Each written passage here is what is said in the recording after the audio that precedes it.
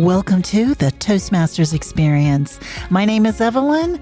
Get inspired by today's Toastmasters Insights. Enjoy the show. And welcome to another episode of the Toastmasters Experience. I'm excited and delighted to have on my show today, Matt. Now, Matt, he comes from America, but I'm going to have him explain that to you now. And he's also a Toastmaster. So what motivated you to join Toastmasters? What clubs are you in? And just tell me, what state are you coming in from? Well, hi, Evelyn. Thanks for having me. Glad to be on your podcast. I am coming to you from the state of Iowa, which is not my home state. I'll give a little background on that as we go through, but I have been a Toastmaster now since December 2003, and I joined primarily to hone some of my presentation skills. I had been at a job where I was having to do more presentations, and I just hadn't been doing them for a while and thought, no, it might not be a bad idea to hone the skills. And someone was starting a corporate club where I was at.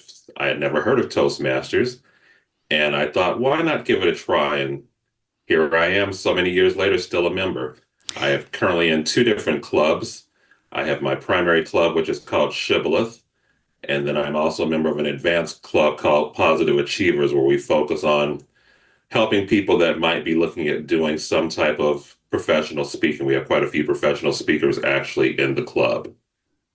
Sorry, what was the name of that first club again? Was it what was that again? Shibboleth. Shibboleth. So you think about it's from the Bible. You think about that. There was a test that they were giving one of the opposing people. If they couldn't say the Shibboleth, they mispronounced it. So they knew if they mispronounced it, they were the enemy and they would slay them. Oh my gosh, that sounds pretty violent, actually. But I'm sure it's not a violent Toastmasters club. So that's actually over 20 years. Is that correct? That is correct. Wow. So 20 years, how has Toastmasters benefited? First, we'll go with your personal life, and then we'll go with your professional life. My personal life, it's probably just given me a lot of additional connections to people that I might not have encountered otherwise. I've made some lifelong friends, had opportunities to see people grow and to become parts of my life and just become good friends with a lot of people and engaged in a lot of communication and leadership opportunities. Just looking at this podcast tonight, I would not have engaged in this if I wasn't a member of Toastmasters.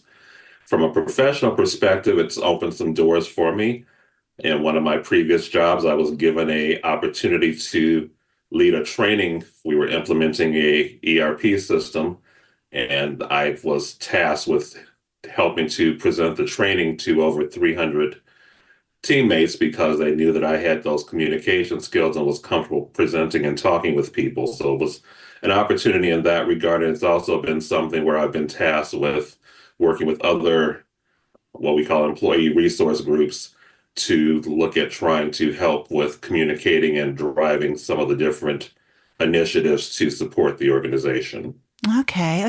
Now, you said you're originally not from Iowa. So where are you originally from? I grew up in Indiana, and for all of my youth, I was in Indiana. Then most of my adult life, I lived in Illinois. So I relocated from Illinois to Iowa. So it's been funny. I've been in all the I states except for Idaho. And I keep saying, please, God, don't let me go to Idaho. I'm sure those who are from Idaho probably don't appreciate that. But okay, that's actually quite interesting. The three I states that you've actually, you've lived in the three I states. Now, sorry, have you been in Iowa then over 20 years? No, I've been in Iowa since 2015. So it's just been coming up on 10 years in June. I'll have been in Iowa. I had an opportunity because of some life challenges, had a change in jobs and a change in marital status. And it just was a opportunity for a clean break, and a job opportunity presented itself here in Iowa. And I thought initially it was through a recruiter, and they contacted me and said, hey, how would you feel about rural Iowa? I said, no. And I hung up, and the little voice God said, call them back. I'm like, wait, what? And I called back and I heard the name of the company. I was like, okay, Uh-huh. That sounds like a good company. And then I actually was able to get a direct flight from Chicago O'Hare at the time to where I'm living here in Iowa. I thought, well, it can't be that bad if I can get a direct flight from Chicago to Iowa. So it's worked out well. And I have definitely been here actually longer than I thought I would, but it's been a great opportunity. And I don't miss the chaos and traffic and congestion from the Chicagoland area. So this has been a very welcome change of life. And it's all Midwestern Yeah. town. So everyone's very nice and very similar in personality. Yeah. I'm assuming, I don't think I've been to Iowa, but it's definitely not as cold as Chicago. It's actually very similar, and in some cases, Oh. I would almost say it's worse because in Chicago, you have more buildings to block the wind.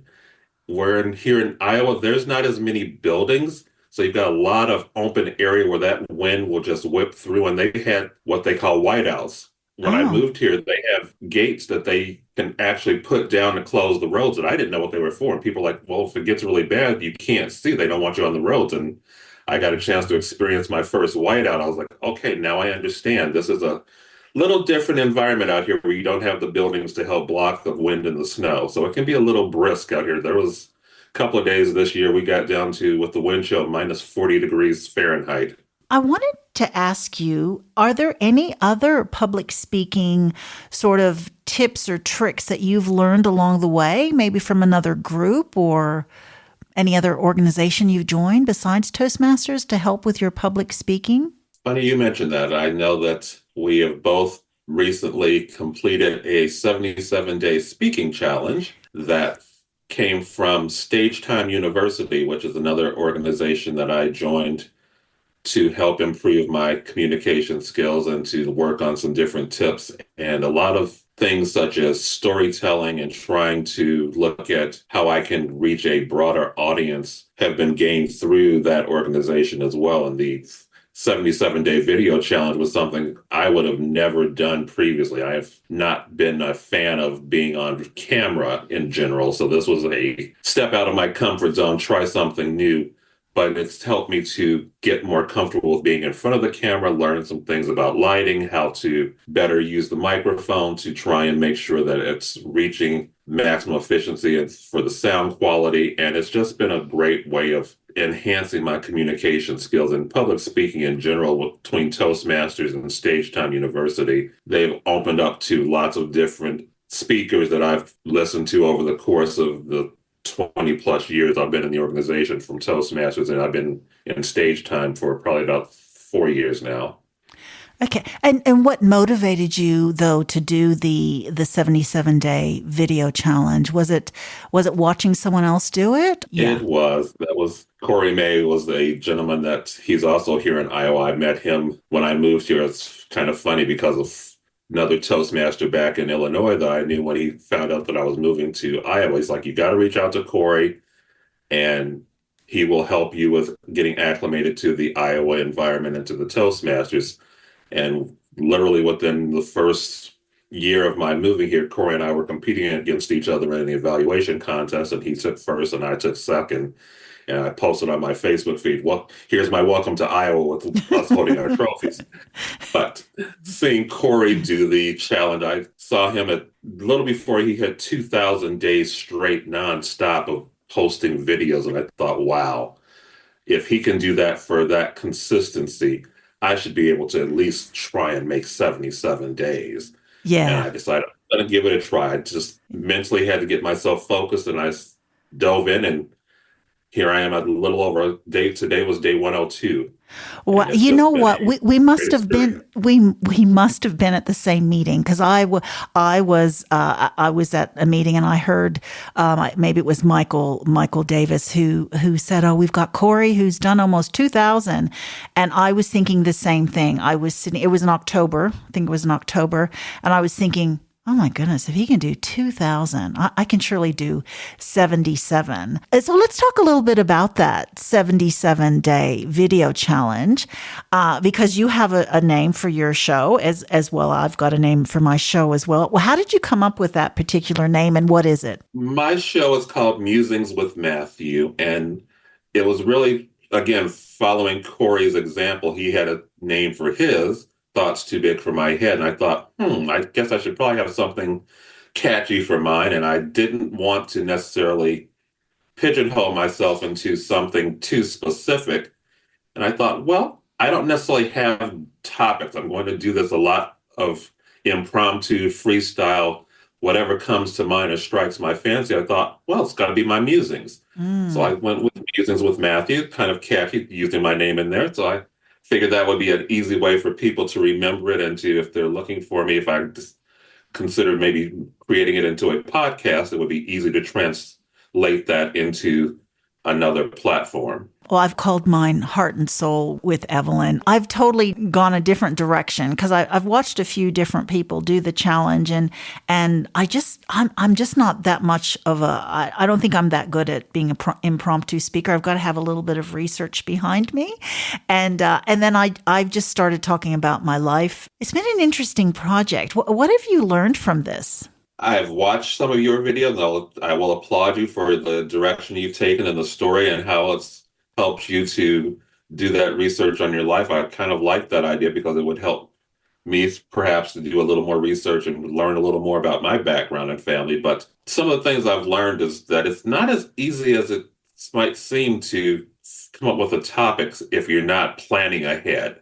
So when I typically I'm doing the impromptu daily, I don't research, I don't plan ahead. It's can be a challenge. Some days I have to stop and think, what sounds like something that I would muse about that other people might be interested in hearing? Because as we know, being Toastmaster, you always want to try and think about your audience and what you can do to connect with them. So it's not just my musings, but also things that will resonate with people. So that's been a challenge, is trying to make sure that some of the things I talk about will also be relatable to the audience.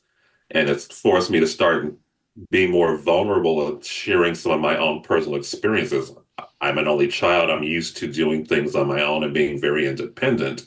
Mm-hmm. And sometimes sharing those life experiences has not been my primary goal. Mm-hmm. So this has given me an opportunity to really get out of my comfort zone, step out of maybe some of that compartmentalization of how I keep everything segmented in different areas of my life, and really open up and let people see parts of me, the people that have known me for years, that said, hey, I didn't know that particular aspect of your life. Yeah. I've gotten that as well. Like some people have known my story, a little bit of my story, but they're like, "Oh, I didn't realize you did this. I didn't realize you did that," and it's really connected me with people I sort of kind of forgot about, especially living over here, over here in another country. So that's been a lovely surprise. I think I've chosen the life story as because then I kind of know what's next.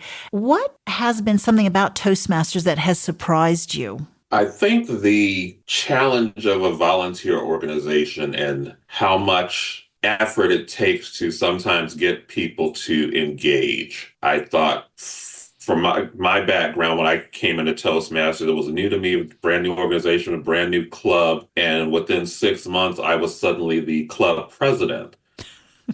Yeah. I thought people volunteer, you fill the roles, you do what needs to be done. This is just the nature for me from how I was raised and how I've had interacted in a corporate environment. So I just thought that that was normal. And then finding that people were a lot more reluctant to want to give their time for volunteering in leadership roles was a little surprising, because I thought you're signing up for a communication and leadership organization. There's an expectation that people will fulfill leadership roles as part of that process. So that was a little bit of a challenge or a surprise to me.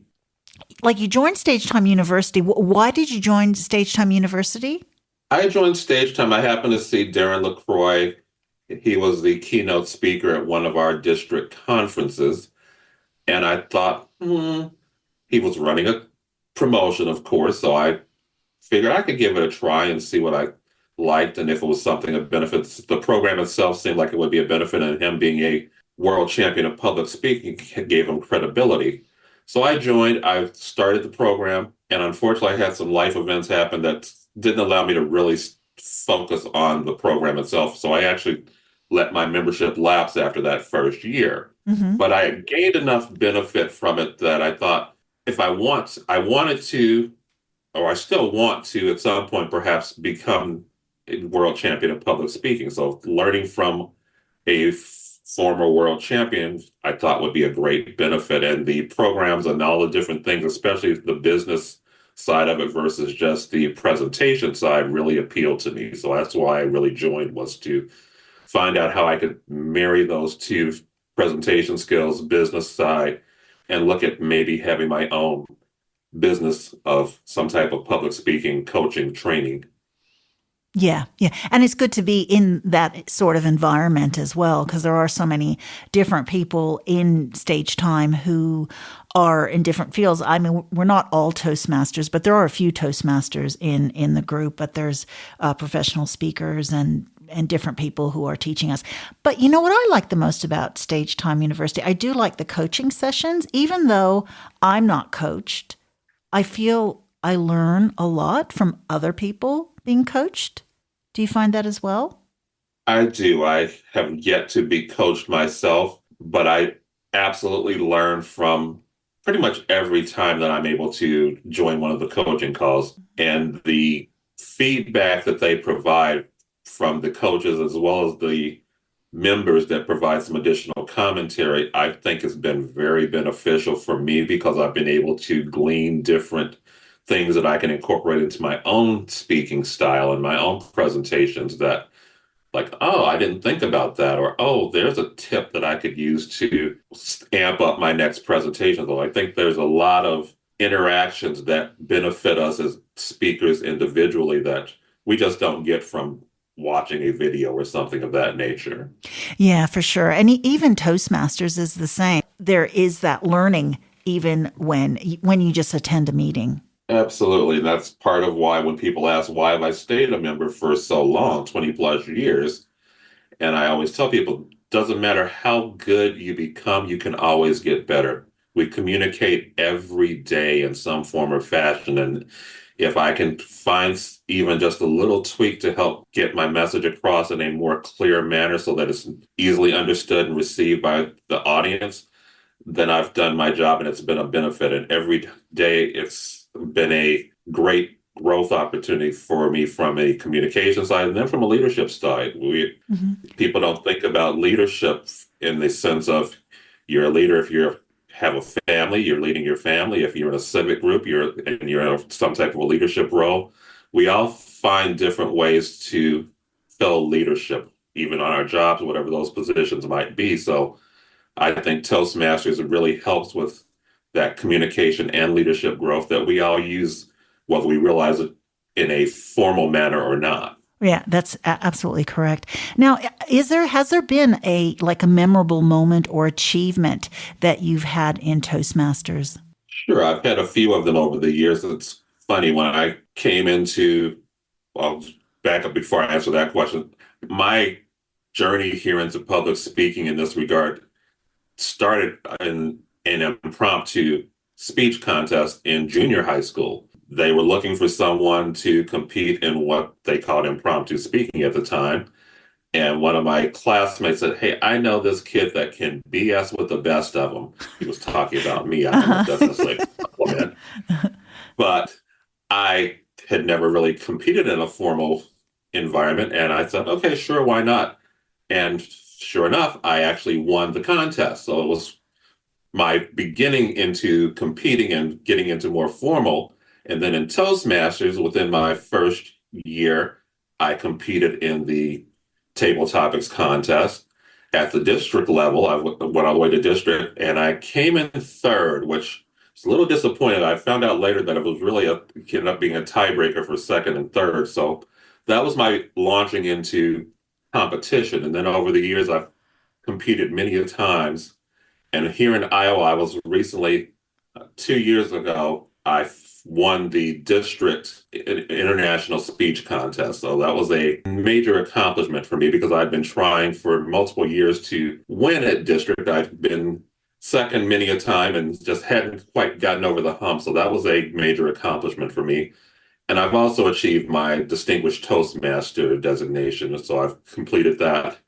And that was as we know, the culmination of the education program to reach the Distinguished Toastmaster mark. So those are both major accomplishments for me in Toastmasters currently. That's fantastic. Absolutely fantastic. It's such a huge achievement when you do, get your DTM because as Toastmasters, we know that it takes a bit to get there, especially doing the leadership roles. So did you get that this year or when did you get your DTM? It's been about 3 or 4 years ago now, which is in some regards a little disappointing for the time that I've been in Toastmasters because I could have had many more Distinguished Toastmasters designations. I didn't necessarily always focus on my own achievements and progress while I was helping mentor other people. I've got a couple of mentors or mentees back in Illinois who have gone on to have two Distinguished Toastmasters and working on their third one in the time it took me to get my first. But that's, to me, I always tell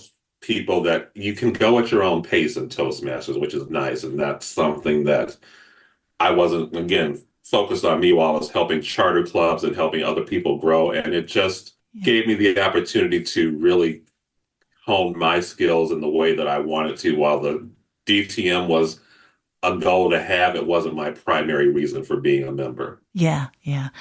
I don't have my DTM either. So, but it is a goal that a lot of people do want to achieve. So, no, so really good on you, Matthew, and just congratulations. It's a great award to achieve. So yeah, good on you. So, how has your communication style? Have you noticed that it's changed or evolved during your time with Toastmasters? That's an interesting question as far as if it's a changed or evolved. I don't know that it's necessarily changed because I've always been somewhat direct in my communication, but I've also always been very much reserved as far as the information I share. So I talked about how I compartmentalized things and wasn't always as vulnerable. And it's funny, my mother would say, if you want to know something, you have to ask him directly because if you don't ask a direct question, he will only give you the answer for what you ask him. So I don't give a breath.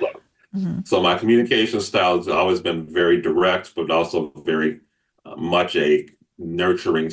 I try and deliver things in a way that's going to be somewhat tactful and very respectful. But when you have to give people news that might not be well received, trying to do that in a way that's very less, not necessarily threatening, but not as impactful to them that's going to be a negative.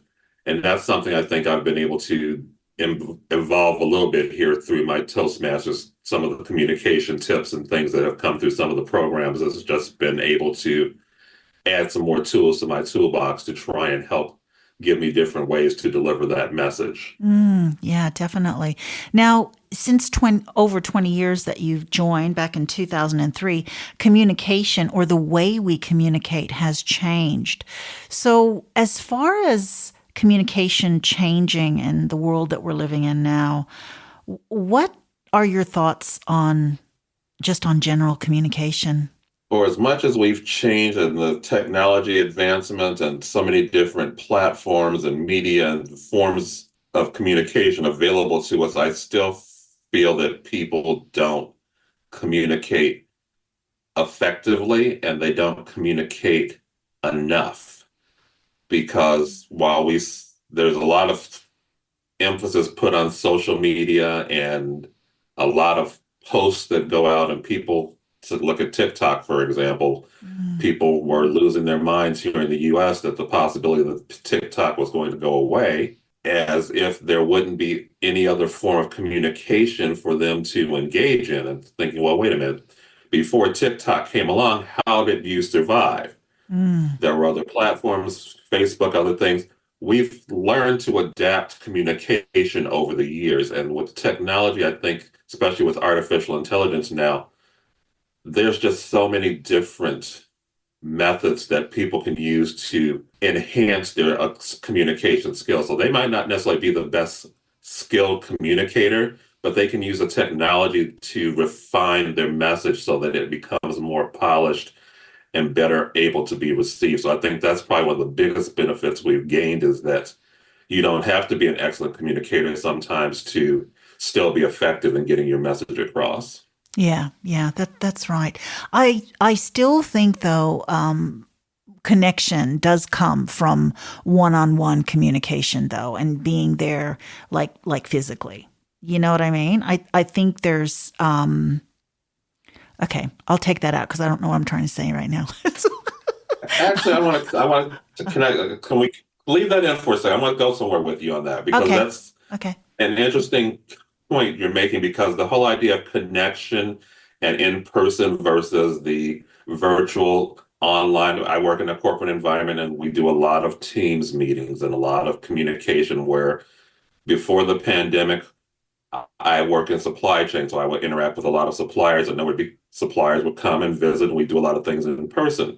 Now with Teams and Zoom and everything else, they don't have to be in person as often. We don't see each other as often, so that connection isn't as strong in a lot of cases. Some of those relationships where you might have a deal done by a handshake on a cocktail napkin, now it's not that same level of trust and connection because you don't know people that well. And Mm. it's something even within Toastmasters, the connection and the effect of an in-person presentation versus one online.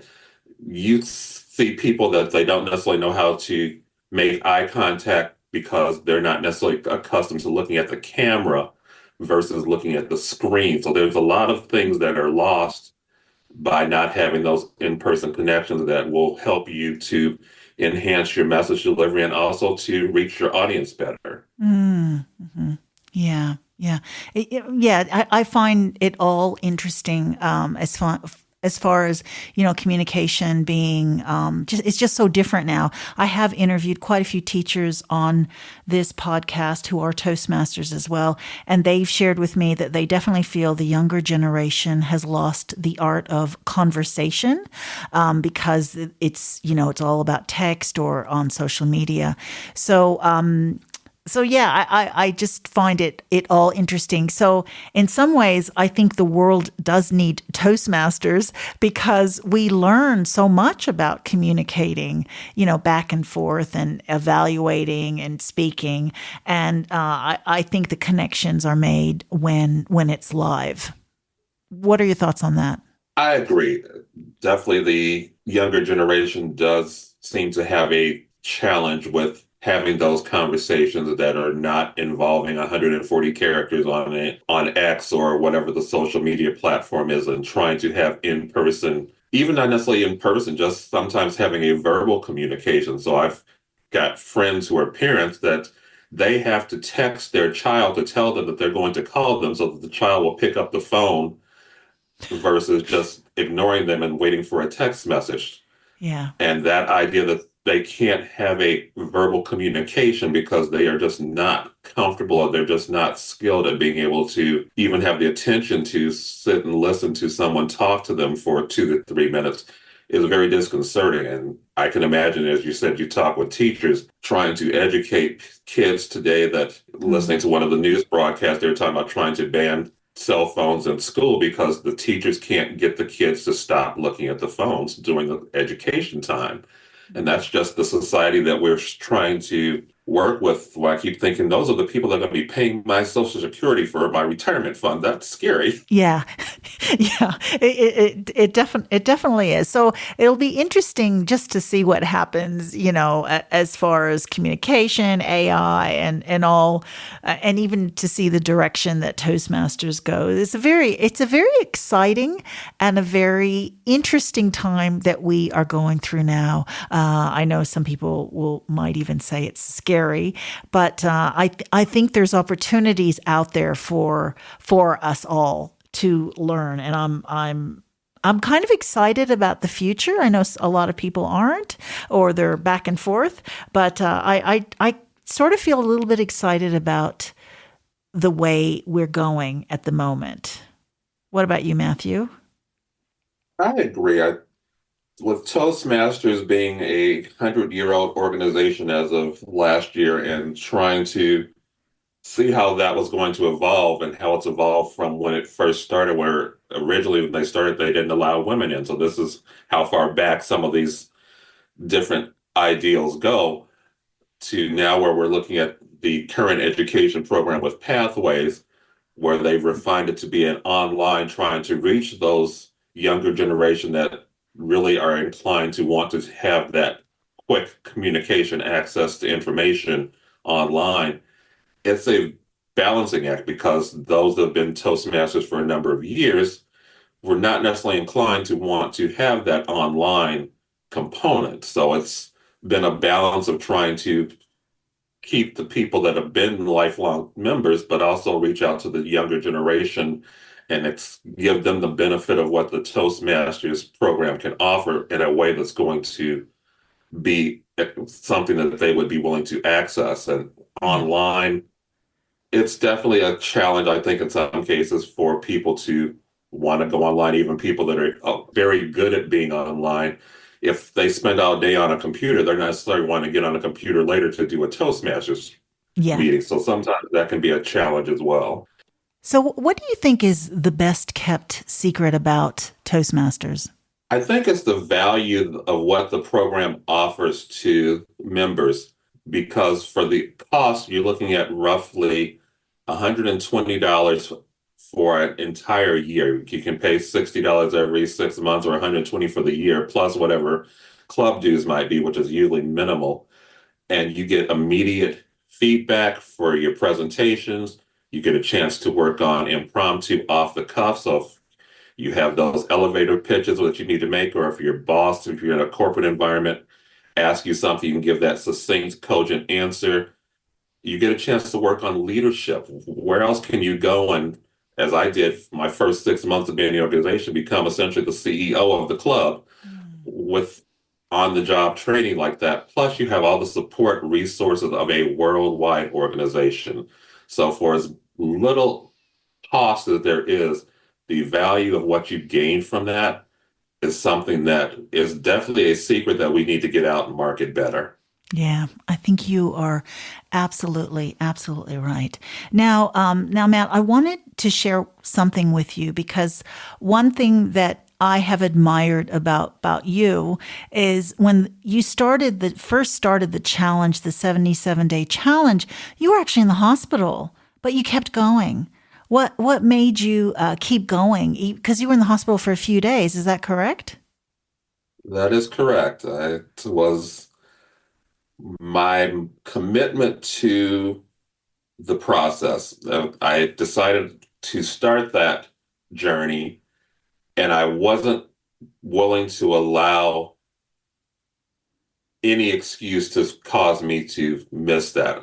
I thought back to Corey and thought, over 2,000 days, I'm sure he had things that came up, circumstances that could have prevented him. I've seen that he did some 3 minutes to midnight, his time, our time, in a car trying to make sure he was able to hit that goal for that day. So I had that in the back of my mind as motivation. Like, okay, I'm sitting in the hospital. It's not that I'm unconscious and can't speak.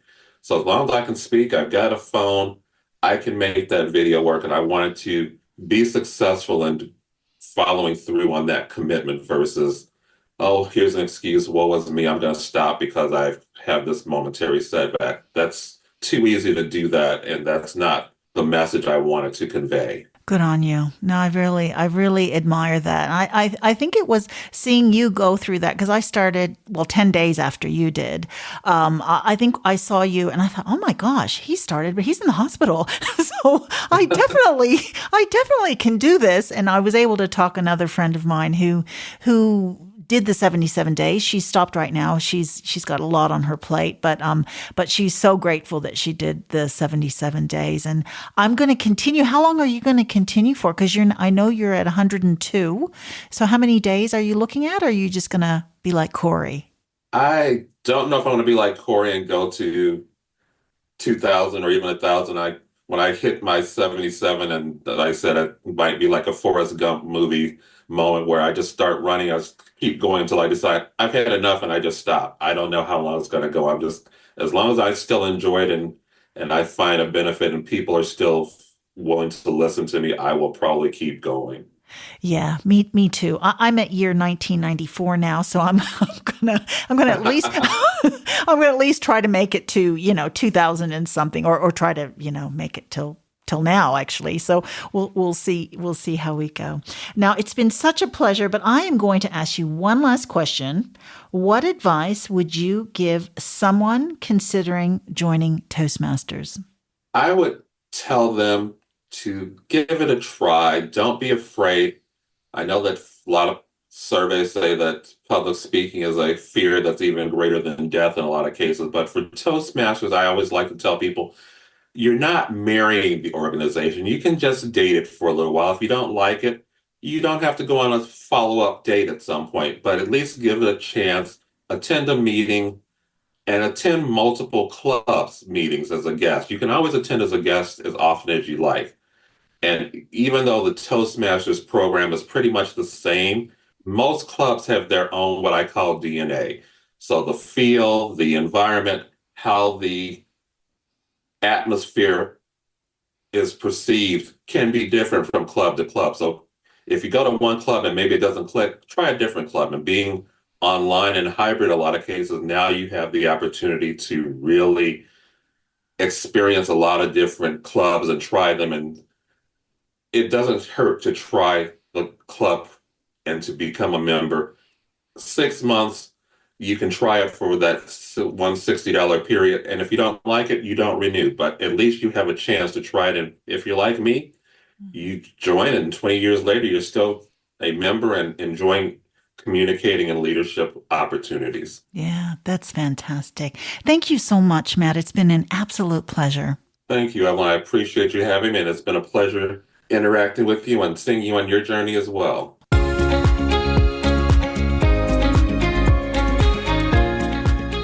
Thank you so much for your company. Please tune in next time to the Toastmasters Experience.